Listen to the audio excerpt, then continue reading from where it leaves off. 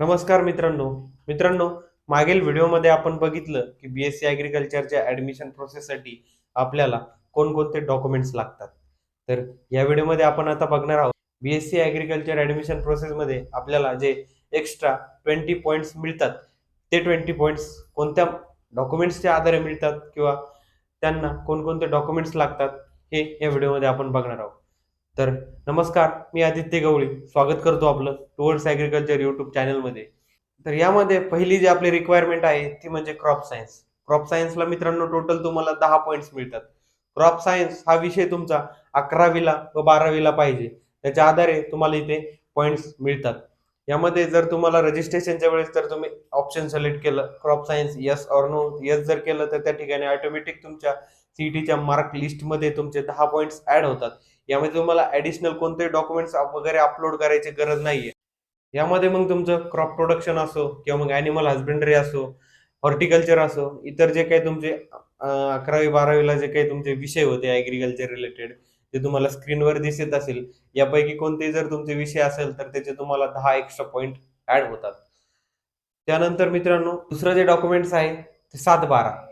जर तुमच्या घरी जमीन असेल आईच्या नावावर, वडिलांच्या नावावर किंवा मग आजी-आजोबांच्या नावावर किंवा मग आईचे वडील किंवा आईची आई यांच्या नावावर जर जमीन असेल आणि त्या जमिनीचा तुम्ही 7/12 जर अपलोड केला, तर त्या ठिकाणी तुम्हाला त्याचे 12 पॉइंट्स मिळतात. यामध्ये तुम्हाला डिजिटल 7/12 अपलोड करावा लागतो किंवा मग जर तुम्ही डिजिटल 7/12 अपलोड नाही केला, तर या ठिकाणी तुम्हाला तुमचं जे काही गाव आहे त्यांना जो तलाठी आहे, त्या तलाट्याची सही व शिक्का घेऊन त्या ठिकाणी हा तुम्हाला 7/12 अपलोड करणं आहे.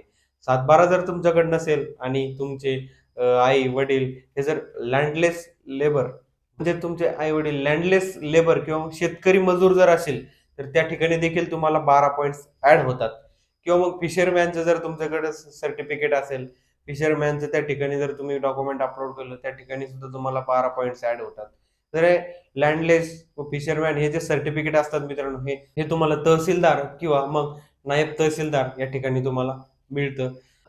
त्यानंतर येते तिसरं डॉक्युमेंट्स म्हणजे एन-सी-सी.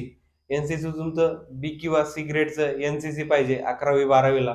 त्या ठिकाणी तुम्हाला एन-सी-सीचे 2 पॉइंट्स ॲड होतात. त्यानंतर येते तुमचं एन-एस-एस. एन-एस-एसचे मित्रांनो तुम्हाला 2 पॉइंट ॲड होतात. एन-एस-एस तुमचं 11वीला व 12वीला पाहिजे. त्या ठिकाणी याचे सुद्धा तुम्हाला 2 पॉइंट्स ॲड होतात. नंतर येतंय तुमचं एम-सी-आर एम्प्लॉय किंवा मग युनिव्हर्सिटी एम्प्लॉय.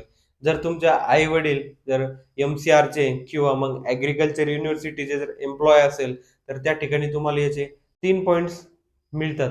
त्यानंतर येते तुमचं स्पोर्ट्स सर्टिफिकेट. स्पोर्ट तुमचं state level, district level, national level हे या ठिकाणी जर तुम्ही खेळलेला असाल किंवा मग खेळामध्ये सहभाग घेतलेला असेल, तर जर तुमच्याकडे सर्टिफिकेट असेल, त्या ठिकाणी तुम्हाला याचे 2 पॉइंट्स ॲडिशनल मिळतात.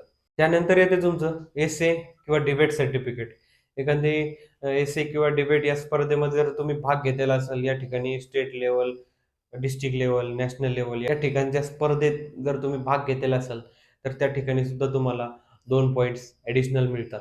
ओके मित्रांनो, हे सगळे झाले तुमचे डॉक्युमेंट्स जे तुम्हाला ॲडिशनल 20 पॉइंट्स मिळवून देतात. आता तुम्ही म्हणाल, यापैकी बरेच डॉक्युमेंट माझ्याकडे आहे. तुम्ही म्हणाल क्रॉप सायन्स आहे, 7/12 आहे, स्पोर्ट्स सर्टिफिकेट आहे, एस-ए सर्टिफिकेट आहे.